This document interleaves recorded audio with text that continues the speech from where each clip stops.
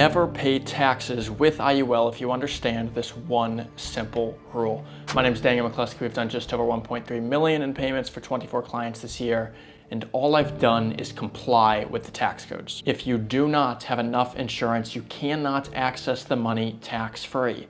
If you have the right amount of insurance, but you fund the policy too quickly, you cannot access the money tax-free. And if you have the right amount of insurance, but you fund the policy too slowly, the money is not going to grow optimally. All you need to do is comply with the tax codes. First, there's tax code 7702, then TEF Rev 82 and DEF Rev 84.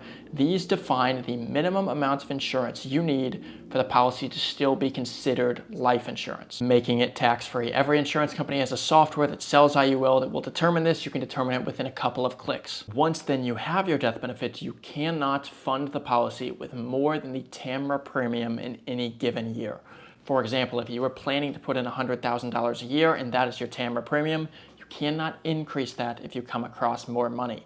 If you're putting in a guideline level premium of say $80,000, but your TAMRA premium is $100,000 and you want to increase it from 80 to 100, you can do that, but you cannot do it above 100 or it will create what is called a Modified Endowment Contract. We're not going to get the same tax-free access with this. Lastly, it should go without saying, the faster the money goes into the policy, the faster it is going to grow, of course, if it's below the TAMRA limits. For my own personal policy, for example, I had a guideline level premium of $12,000. That's because I was putting in $1,000 a month. That was the plan. So my plan's premium was $12,000.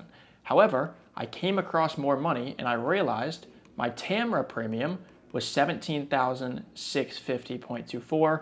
And since I had the extra money, I increased it to put in that TAMRA amount. The faster I get that money in, of course, the more the policy is going to grow.